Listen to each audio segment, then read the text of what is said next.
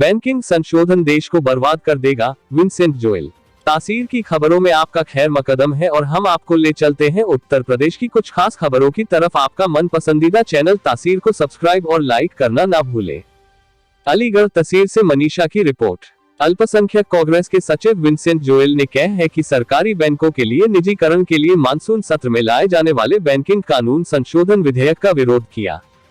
उन्होंने कहा कि बैंकिंग संशोधन देश को बर्बाद कर देगा। विंसेंट जोएल ने घंटाघर स्थित चर्च ग्राउंड पर आयोजित एक पत्रकार वार्ता में कहा कि मोदी जी के मित्रों में मेहुल चोकसी, ललित मोदी, नीरव मोदी, विजय माल्या पैसा लेकर भाग गए हैं और अदानी भागने को तैयार है। अदानी ने 32 अरब डॉलर बैंकों से उधार लेकर भागने, अब बैंकों का नौकरियों में आरक्षण बंद हो जाएगा। उन्होंने कहा कि आज के दिन पूर्व प्रधानमंत्री श्रीमती इंदिरा गांधी ने बैंकों का राष्ट्रीयकरण किया था, जिससे बैंक जनता के नियंत्रण में रहे। लेकिन अब मोदी जी इन बैंकों में सराकर की हिस्सेदारी 26% करने और अगले कुछ सालों में पूरी तरह खत्म कर देने के प्रति कोई वावदेही नहीं रह जाएगी। उल्टे अब मन माने ब्याज दर पर सरकार को ही कर्ज देने लगेंगे। पत्रकार वार्ता में मोशून्य शारिक एड शून्य, सैयद माजिन हुसैन जैदी आदि मौजूद थे। ये प्रेस कॉन्फ्रेंस जो हमने बुलाई है बैंकिंग कानून संशोधन विधेयक के विरोध में है। जैसा कि आपको पता है कि आज ही के दिन 19 जुलाई को 1969 में स्वर्गीय इंदिरा गांधी जी ने बैंकों का राष्ट्रीयकरण किया था और बैंकों का शेयर रिजर्वेशन उसमें मिलता था सबको और साथ में नौकरियां मिलती थी। अब ये जो है आपका जो मानसून शस्त्र आ रहा है, इसमें ये क्या कर रहे हैं कि इसको बैंकों का जो है ये प्राइवेटाइजेशन कर रहे हैं और उससे क्या होगा 26% जो है शेयर ये कर देंगे, जिससे कि बैंक जो है फिर से मनमानी करने लगेंगे और बड़े बड़े उद्योगपतियों के हाथ में बैंक चले जाएंगे। जैसा कि आप जानते हैं कि अभी बैंकों में करोड़ों रुपए का कर्जा मेहुल चोकसी, ललित आपके मोदी जी और नीरव मोदी जी और साथ में विजय माल्या करोड़ों रुपए का घोटाला करके बैंक से लेके और भाग गए हैं। इसी तरह से अब हमारे अडवाणी जी भी लाइन में हैं, इनके ऊपर भी जो है 32 अरब डॉलर अमेरिका का जो कर्ज में है। किसी समय भी अगर ये देश छोड़ के चले गए तो हमारा देश दिवालिया हो जाएगा और सारा जो जितना फंड है बैंक जो है करप्ट हो जाएंगे। तो पहले ही बेरोजगारी की मार में हम मारे जा रहे हैं, दूसरा नौकरियां है नहीं जवानों पे। तो हम चाह रहे हैं कि जो 91% राष्ट्रीयकरण किया था, नेशनलाइजेशन बैंकों का जो हुआ था श्रीमती स्वर्गीय इंदिरा गांधी जी ने, और 51% शेयर था, हम वही चाहते हैं वही रहे, ताकि गरीबों को नौकरियां मिले, लोगों को रिजर्वेशन मिले और ज्यादा से ज्यादा लोग जो है गरीब जनता इसका लाभ उठाए, जो कि आज नहीं होने वाला है। उसके लिए हम पुरजोर तरीके से जो है हम विरोध कर रहे हैं और हम अपने प्रेस बंधुओं का स्वागत और आपसे भी निवेदन करते हैं इस अच्छे कार्य में आप हमारा सहयोग दीजिए और ज्यादा से ज्यादा जनता को अवेयर कराइए इन चीजों का कि किस तरह से बैंकों का राष्ट्रीयकरण, बैंकों का प्राइवेटाइजेशन जो हो रहा है, इससे बहुत बड़ा जनता का नुकसान होने जा रहा है। तो मेरा आज का जो प्रेस कॉन्फ्रेंस में यही चीजें हैं जिनके लिए प्रदेश प्रवक्ता हूँ कांग्रेस कमेटी का प्रदेश।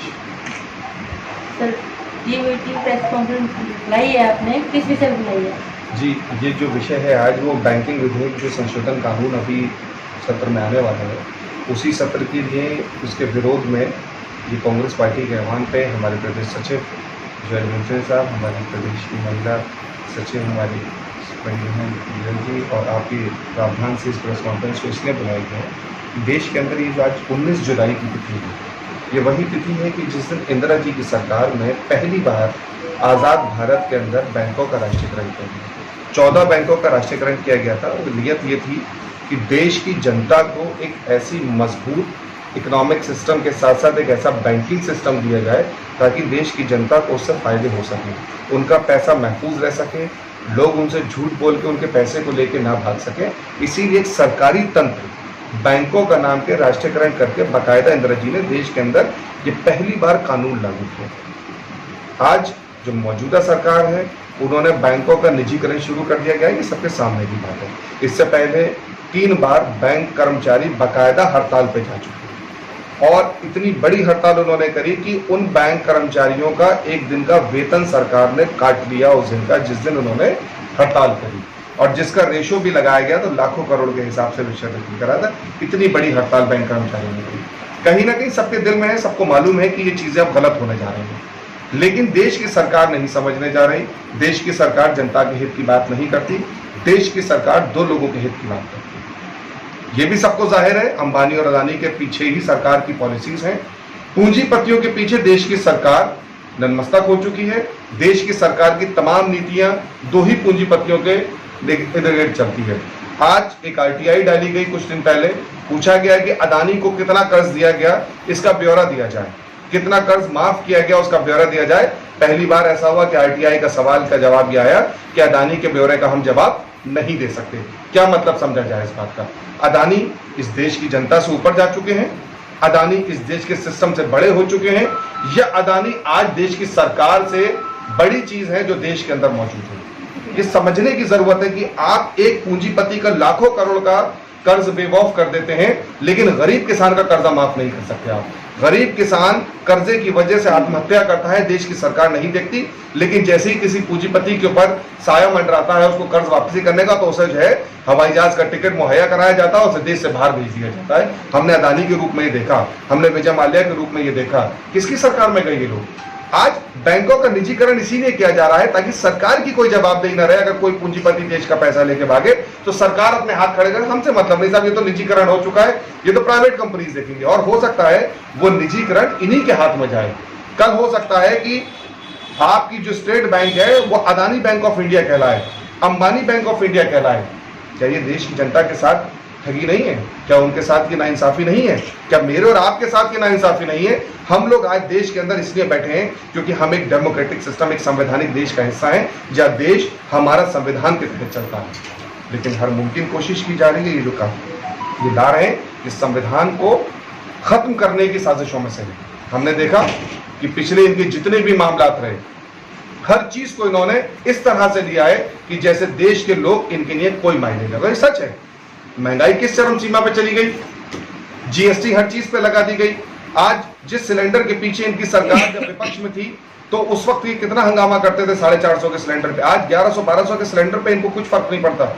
आज पेट्रोल 100 के पार चला गया, सरकार को कोई पूछने वाला नहीं है। आज बच्चों के सामग्री के ऊपर जीएसटी लगा दिया गया, स्कूल के बच्चों के। हम देश के दुनिया के पहले देश हैं जहां स्कूल में बुक्स और पेंसिल के ऊपर जीएसटी लगती है, हम दुनिया के पहले देश हैं। आप ही समझिए कि देश की सरकार देश को कहां ले जा रही है। जो चौथी अर्थव्यवस्था दुनिया की होती थी आज वो 168वीं अर्थव्यवस्था हो गई। अब इससे ज्यादा हम क्या बात करें कि जिस देश का रुपया कभी 55 रुपए डॉलर के बराबरी पर खड़ा हुआ करता था, 80 रुपए डॉलर से चला गया नीचे।